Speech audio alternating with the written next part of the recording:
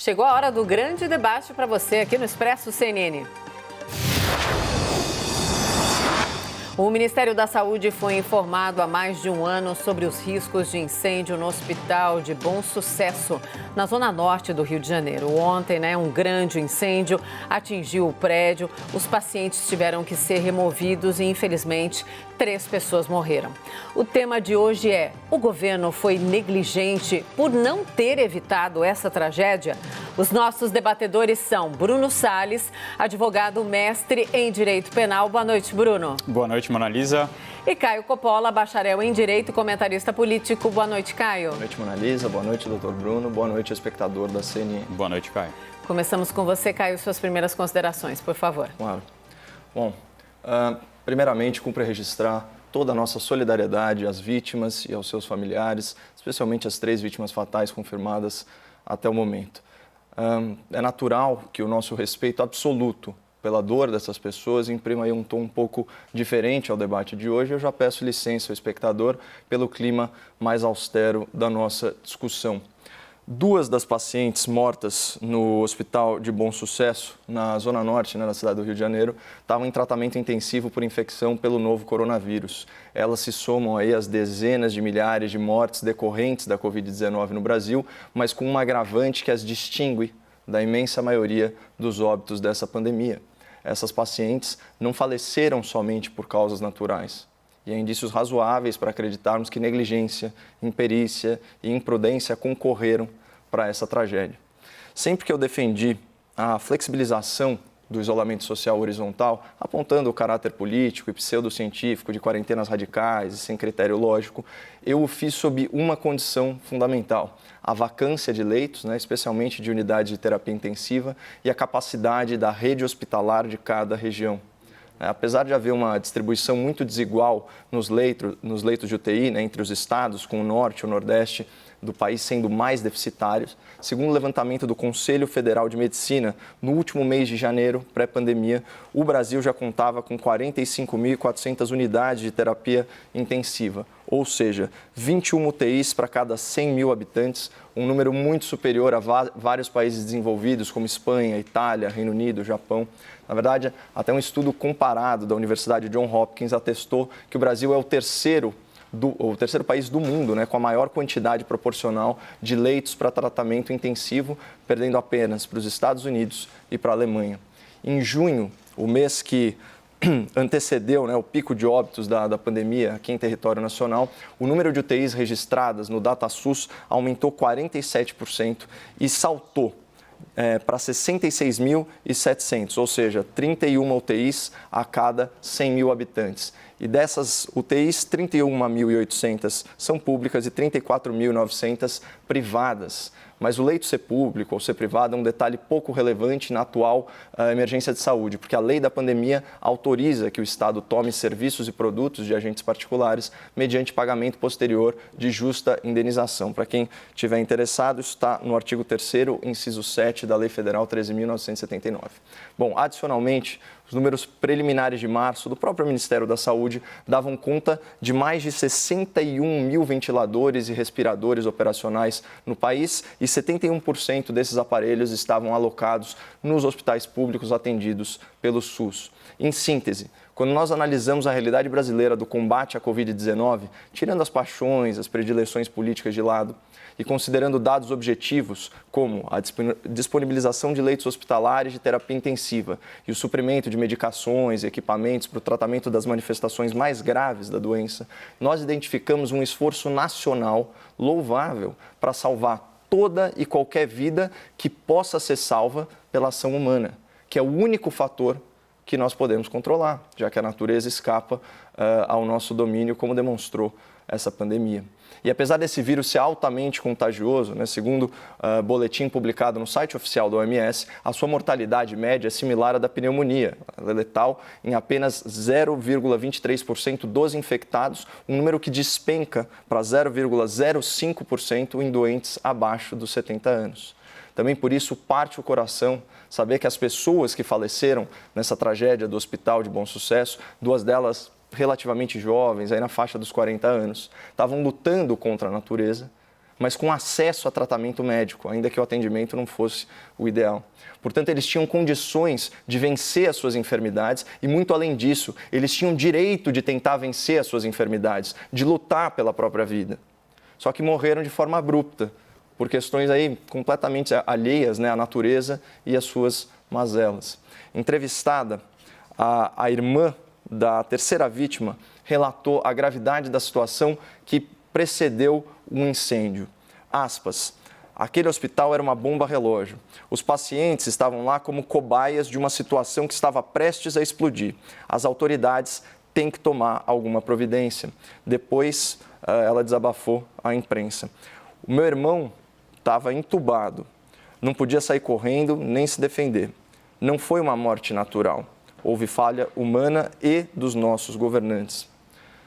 Claro que, diante de um episódio dessa complexidade, sem o devido processo legal, é um pouco precoce atribuir responsabilidade a esse ou aquele. Mas já respondendo à pergunta em debate, é evidente que o poder público falhou em múltiplas instâncias. E também é evidente que a fala da moça desolada, parente da vítima, faz todo sentido.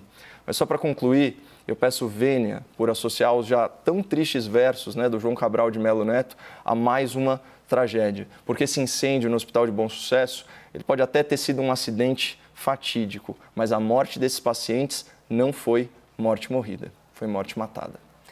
Bruno, suas primeiras considerações, por favor. Obrigado, Mona Lisa. Minhas amigas, meus amigos telespectadores, boa noite. De fato, debater isso hoje é bastante dolorido. Tratar desse assunto é algo bastante dolorido, mas é algo necessário. É algo necessário para que nós possamos construir e para que isso não aconteça mais, para que tragédias como essa sejam evitadas. Eu não gosto muito de usar a palavra tragédia, porque tragédia a gente tem que usar para fenômenos naturais. Um tsunami é uma tragédia, um terremoto é uma tragédia, um incêndio natural pode ser uma tragédia, mas tudo leva a crer que, nesse caso, a gente não está falando de causas naturais. Nós estamos falando de algo que poderia ter sido evitado. Então, em primeiro lugar, eu queria deixar bem claro que o tema do debate hoje não é achar culpados, não é apontar dedos para ninguém. Isso seria extremamente precoce e extremamente cruel, embora sempre que nos deparemos com um acontecimento dessa magnitude, com vidas que poderiam ser salvas, como o Caio colocou, sendo ceifadas de uma maneira tão cruel, tão triste como um incêndio, nos dá uma sensação muito ruim, nos dá uma sensação de querer achar responsáveis. E aqui eu entro no tema de fato para saber qual é a responsabilidade, se há uma responsabilidade do poder público, se há uma negligência, se há uma falta de planejamento. E para fazer isso, eu preciso primeiro fazer um corte e dizer que, no direito, a coisa que mais se procura são os métodos de identificação de responsabilidade. E existem várias responsabilidades dentro do direito, não existe uma só.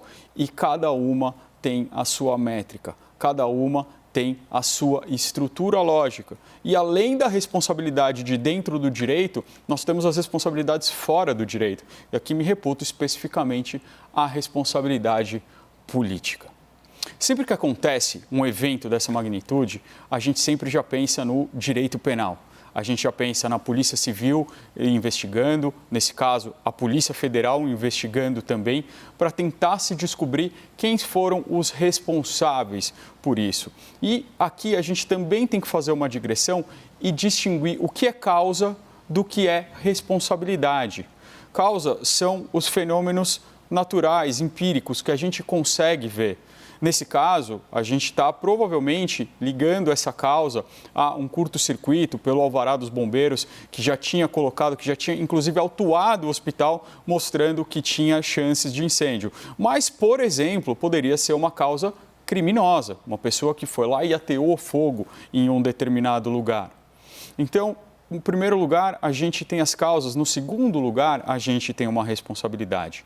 E quando eu disse de responsabilidade, existem várias. Dentro do direito, a gente tem a responsabilidade criminal a gente tem a responsabilidade civil, a gente tem a responsabilidade trabalhista, a gente tem a responsabilidade administrativa, entre várias outras. E aqui o que interessa sempre é a gente distinguir as duas responsabilidades, a primeira e a última que eu falei, a criminal e a administrativa. Porque a criminal, nós estamos falando de uma pessoa que pode ter agido de maneira dolosa, ou seja, ela quis causar aquele evento, ela quis causar aquelas mortes, ou de uma maneira culposa. O que isso quer dizer? Ela não quis causar, ela não queria que aquelas pessoas fossem mortas, mas ela agiu com negligência, imprudência e imperícia. Essa é a responsabilidade penal culposa. No âmbito administrativo, nós não estamos procurando só pessoas que vamos responder. Nós estamos procurando, inclusive, entidades que podem responder, inclusive o governo, inclusive o hospital, enquanto pessoas jurídicas. E aqui a gente sequer precisa de culpa ou dolo. A gente tem uma coisa que se chama responsabilidade objetiva, ou seja, eu só preciso mostrar um liame de causalidade entre aquilo que aconteceu e a atuação dessas pessoas para demonstrar uma responsabilidade objetiva. E aí a gente consegue melhorar esse sistema, a gente vai conseguir ter uma responsabilidade até muito mais eficaz do que a criminal. Eu sempre digo isso, volto a dizer, a gente bota uma fé no direito criminal no Brasil que não é condizente à capacidade de resposta. E por fim, eu acho que é muito importante a gente entender a responsabilidade política. Agora sim, a gente tratando dos nossos governantes. Não é uma questão do governante ir para a cadeia, não é uma questão do governante ser sancionado, mas ele ter essa responsabilidade perante o público, perante a população, por não ter atuado quando deveria. E nesse caso, nós temos até um caso um pouco que nos parece, a princípio, fácil, porque existia um aviso ao poder público. No ano passado, em 2019, se enviaram ofícios para a Secretaria de Atenção Especializada à Saúde do Ministério da Saúde, dizendo que havia perigo disso acontecer. Ou seja, ninguém foi pego de surpresa. Não é algo que não poderia ser esperado. Como disse um representante do Sindicato dos Enfermeiros, esse incêndio era uma tragédia anunciada. Vamos então ao debate. Bruno e Caio, por favor. Nossa, doutor, quando você estava terminando aí os seus argumentos, eu estava aqui fazendo as minhas anotações justamente para empregar esse termo, né, tragédia anunciada. E eu aceito aí de bom grado a sua crítica construtiva sobre o emprego de terminologia, até porque eu confesso, foi um desafio enorme escolher a melhor expressão, ou as melhores expressões para eu me referir a esse episódio, né? Porque a gente falou de tragédia, eu concordo com a sua crítica, eu pensei em chamar de desastre, de catástrofe, mas simplesmente porque o vocábulo, né, alternativo, que seria crime, a gente sabe que é um pouco precipitado. Mas, enfim, só compartilhando aí as dores de ingressar no debate público, não só contigo, mas também com o espectador da CNN. Bom, quando a gente se depara com uma situação dessas, né, um dos aspectos mais lamentáveis, além da tragédia humana, obviamente, é a repetição.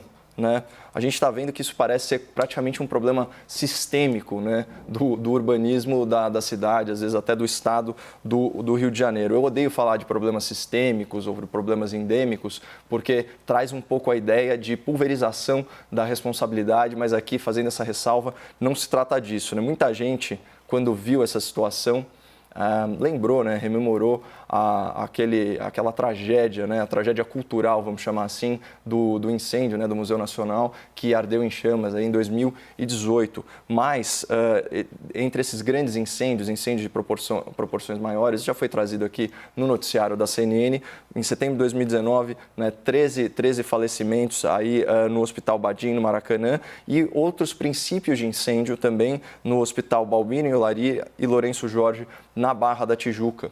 Né, esses aí sem vítimas fatais. Mas você percebe, são 4 episódios num intervalo um pouco maior que um ano. Né? Isso é um tremendo absurdo. E, assim, de novo, já que a gente está falando de terminologia, eu achei que aqui a nossa mediadora empregou muito bem o termo, né, descaso, né, que em juridiquês seria traduzido mesmo como negligência. Em uma série de planos, né?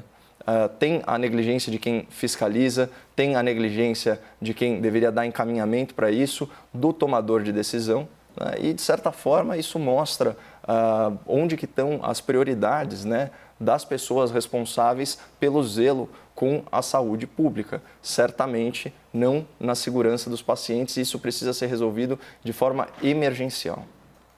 Caio, só para colocar aqui, uma palavra que é mais ou menos neutra para se usar nesse tipo de situação é acidente. Né? O acidente nem está exculpando ninguém, porque uma pessoa pode ser responsável por um acidente, e nem está culpando uma pessoa, não está dizendo que esse acidente é um acidente criminoso. É assim que a gente costuma se falar, não tem uma regra sobre isso, mas eu acho que no caso desse acidente, desse incêndio, é algo que nós precisamos sempre tirar uma lição. A gente sempre pensa nesses grandes acidentes e eles são muito importantes. Nós tivemos aqui no Brasil 2 acidentes enormes recentemente, o acidente de Mariana, o acidente de Brumadinho, que trouxeram consequências enormes.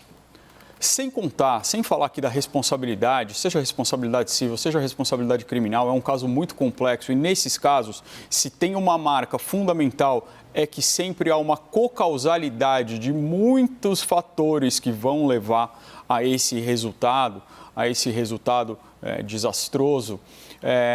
O que é bem marcante, o que precisa haver em todos esses casos, é um olhar para o futuro. Um olhar para o futuro, como aconteceu na política de barragens no Brasil. Infelizmente, a gente teve que ter Brumadinho depois de Mariana para que se olhasse dessa forma. Mas aí se implantou uma política extremamente rígida, extremamente necessária, porque nós não podemos deixar isso repetir. Então, quando você traz esses dados muito bem lembrados, desses incêndios em prédios públicos, e eu lembro de mais um incêndio que aconteceu num prédio público ocupado, que era o antigo prédio da Polícia Federal aqui de São Paulo, no Largo do Paissandu, nós vemos que há sim um descuido com isso. Há sim um descaso com o patrimônio público. Há sim uma falta de cuidado do governo federal com isso. E é uma falta de cuidado histórica. É uma falta de cuidado que também é difícil a gente colocar a responsabilidade, porque ela vai passando por anos, ela vai passando por várias pessoas. Eu trouxe um exemplo, inclusive, essa diretora do hospital que mandou esse ofício para o seu superior, que é essa Secretaria de Atenção Especializada à Saúde, ela não é a diretora atual desse hospital. E o diretor dessa secretaria, o secretário, o chefe maior dessa secretaria de hoje, não é o mesmo que recebeu esse ofício lá em 2019. Olha a dificuldade de colocar isso. São várias causas, não que a gente não tenha que ir atrás, mas a gente não pode tratar isso também de uma maneira superficial. Só complementando o seu argumento, doutor, é impressionante como muitas vezes, né, as instâncias burocráticas, elas acabam mitigando a gravidade do problema. Então você tem, vamos dizer assim, você tem o chão da fábrica, né? As pessoas que estão lá na linha de frente, vai para usar uma expressão melhor, as pessoas que estão lá na linha de frente, elas reconhecem o problema, falam, olha, principalmente, né, o corpo de bombeiros, aliás, parabenizar, né, o trabalho sempre valoroso desses profissionais, que inclusive conseguiram, né, lograram êxito em apagar o incêndio de forma bastante expedita, mas enfim. Você tem lá na linha de frente os bombeiros, detectam o problema, comunicam à administração do hospital, que obviamente sem alocação de verba, sem recursos, não consegue fazer muita coisa. Aí essas pessoas vão comunicando e a coisa vai subindo. E a gente tem que imaginar que um problema assim concreto, tangível, palpável, né, que está lá encarando os profissionais, os pacientes, enfim, todos os envolvidos, o problema encarando nos olhos, ele acaba virando um e-mail, né? Ele acaba virando uma correspondência oficial, ele acaba virando um memorando, um ofício, uma coisa. Isso perde um pouco, vamos dizer assim, da gravidade, né, da situação. Não que isso desculpe alguma coisa, mas assim, esse é um fenômeno que a gente vê reiteradamente, empiricamente, na administração pública. E sobre esses repetidos incêndios, né, aí na cidade do Rio de Janeiro, que eu falei que era um problema sistêmico, né, do urbanismo no Rio, não sei se tem a ver com a datação dos prédios, enfim, aqui é complexo. Fica parecendo mesmo que assim, errar é humano e insistir no erro é mais humano ainda. O problema é que isso tem, essa negligência, ela pode ter contornos de crime, como você bem elucidou aqui para a nossa audiência.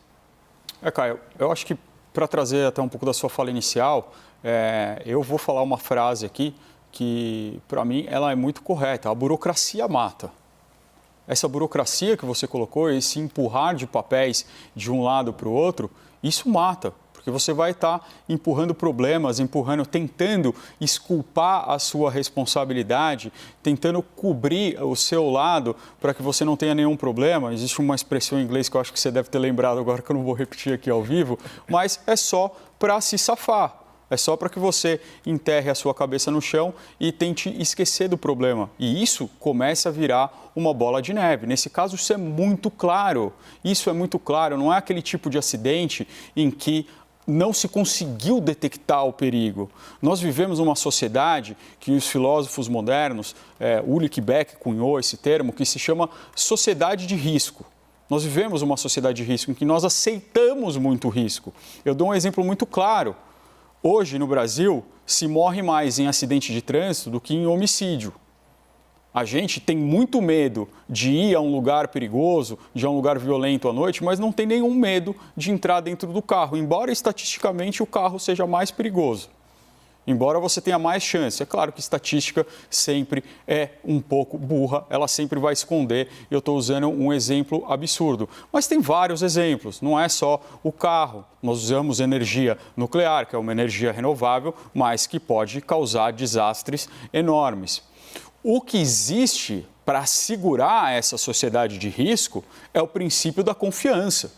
O princípio da confiança é aquele que vai garantir que as pessoas na rua que estão dirigindo os carros vão seguir as normas, que elas não vão passar no farol vermelho, que elas não vão acelerar em um lugar em que tem muito trânsito de pessoas. É necessário que se confie nas pessoas que estão no seu lado, principalmente em processos complexos. Então, quando a gente fala de um problema estrutural, de um problema pulverizado, não é para a gente ignorar o que aconteceu. É para a gente conseguir identificar quem falhou no princípio da confiança, quem não foi apto a se desonerar do seu dever social. Porque já no século XIX, na virada para o século XX, o James Goldsmith dizia que todo ser humano ele age em duas esferas. Numa esfera individual, em que ele tem o direito de não invadirem, mas numa esfera social, em que ele tem deveres. E esses deveres precisam ser cumpridos. E se não forem, ele pode ser responsabilizado, inclusive criminalmente. Continua, Bruno, porque já entramos nos argumentos finais, por favor, e depois o Caio fecha o debate de hoje. Para encerrar, Mona Lisa, obrigado por me passar a palavra. Eu acho que é muito importante nesse momento deixar que as autoridades façam o trabalho delas de identificação de causas, de identificação de responsáveis, para ver se existe realmente alguma causa criminosa, alguma causa culposa com negligência, imprudência ou imperícia, para ver quem são os responsáveis, mas nesse momento, enquanto nós aguardamos isso, nós podemos e devemos sim cobrar as autoridades para que façam melhorias, principalmente na legislação e na fiscalização e na dotação orçamentária. Porque de nada adianta você identificar um problema num hospital, você autuar esse hospital como o Corpo de Bombeiros fez, você multar esse hospital, você ameaçar de fechar esse hospital num país pobre como o Brasil, que precisa do hospital.